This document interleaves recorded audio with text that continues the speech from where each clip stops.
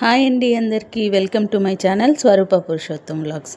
ఈరోజు మనము కొబ్బరి పాలతో పులావ్ చేసుకుందాము. పెద్ద కష్టమేం కాదండి, చేస్తే ఒక 10 నిమిషాల్లో అంతా రెడీ అయిపోతుంది.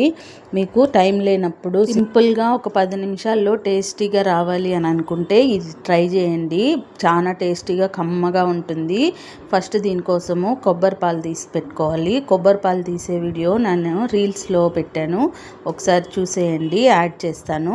ఇంకా దీనికోసము పుదీనా, తర్వాత ఒక ఎర్రగడ్డ, ఒక 3 పచ్చిమిరపకాయలు, బిర్యానీ మసాలా, అల్లం వెల్లుల్లి పేస్ట్, అంతే అండి, ఇంకేం అవసరం లేదు దీనికి. ఫస్ట్ పొయ్యి మీద కుక్కర్ పెట్టుకొని అందులో 2 టేబుల్ స్పూన్లు ఆయిల్ వేసుకొని దాంట్లో జీలకర్ర కొద్దిగా, షాజీరా కొద్దిగా వేసుకోండి. ఒక హాఫ్ టేబుల్ స్పూన్ సరిపోతుంది. దాంట్లోనే ఈ బిర్యానీ మసాలా ఉంది కదా, బిర్యానీ ఆకు, పట్ట, లవంగము, దాల్చిన చెక్క, అనాస పువ్వు ఇవన్నీ వేసుకొని ఒకసారి వేపుకోండి. ఇది కొంచెం చిట్పట అంటున్నప్పుడు ఇందులో పచ్చిమిరపకాయలు వేసేయండి. ఒక 3 వేస్తాను నేను, మీరు మీకు కారం తగ్గట్టు వేసుకోండి. మాకు అసలు పచ్చిమిరపకాయలే వద్దు అనుకుంటే స్కిప్ చేసేయచ్చు, ప్రాబ్లం ఏం లేదు. అంటే కొంచెం చప్పగా వస్తుంది కదా, కొద్దిగా కారం తగలడానికి కోసమని నేను వేశాను. మీకు వద్దనుకుంటే స్కిప్ చేసేయండి. ఇప్పుడు ఈ పచ్చిమిరపకాయలు కొద్దిగా వేగిన తర్వాత దీంట్లో మనం కట్ చేసి పెట్టుకున్నాం కదా ఆనియన్స్ వేయాలండి. ఆనియన్స్ కూడా మరీ గోల్డెన్ కలర్లో ఏం వేగాల్సిన అవసరం లేదు, కొద్దిగా మగ్గితే సరిపోతుంది. మరీ గోల్డ్ కలర్లో వేయించేస్తే అంత టేస్ట్ అనిపించదు. ఆనియన్స్ కొద్దిగా ట్రాన్స్పరెంట్ అయితే సరిపోతుందండి, మధ్య మధ్యలో తగులుతూ మంచిగా ఉంటుంది తినేటప్పుడు. ఇంకా ఇందులోనే 1 టేబుల్ స్పూన్ కానీ 1.5 టేబుల్ స్పూన్ కానీ అల్లం వెల్లుల్లి పేస్ట్ వేసుకోండి, మీకు కావాల్సినంత. నేనైతే ఇక్కడ 1.5 టేబుల్ స్పూన్ వేసాను, మీకు 1 టేబుల్ స్పూన్ సరిపోతుంది. కారం ఎక్కువ వద్దు అనుకుంటే ఇక్కడ 1 టేబుల్ స్పూనే వేసుకోండి. వేసుకొని కొద్దిసేపు వేపండి. వేపిన తర్వాత ఇందులోనే ఒక హాఫ్ టేబుల్ స్పూన్ పసుపు వేసుకోండి. పసుపు కూడా ఆప్షనల్ అండి, నేను కలర్ కోసం వేసాను. మీకు ఆ పసుపు కలర్ కూడా వద్దు అని అనుకుంటే మీరు పసుపు కూడా స్కిప్ చేసేయచ్చు, ఓన్లీ వైట్గా వస్తుంది. లేదు కలర్ కొద్దిగా కావాలి అని అనుకుంటే పసుపు వేసుకోండి. ఇంకా నేను ఈ రైస్ని ఒక హాఫ్ అన్ అవర్ ముందు నానబెట్టుకున్నానండి. నేను ఇక్కడ నార్మల్ రైసే తీసుకున్నానండి. మీకు బాస్మతి రైస్ కావాలంటే బాస్మతి రైస్ కూడా ఒక హాఫ్ అన్ అవర్ ముందు నానబెట్టుకోండి.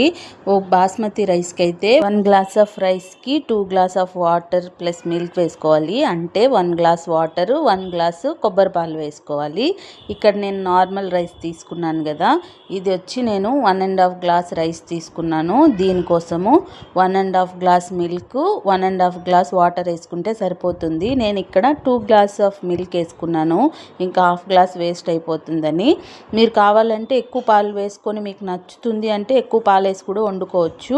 లేదు నాకు ఆ పాలు అంతగా నచ్చదు అంటే 1.5 గ్లాస్ వాటరు, 1.5 గ్లాసు కొబ్బరి పాలు వేసుకోండి, సరిపోతుంది. ఈ పాలు వాటరు 2 వేసిన తర్వాత ఒక 5 నిమిషాలు కలబెట్టేసి వదిలేసేయండి.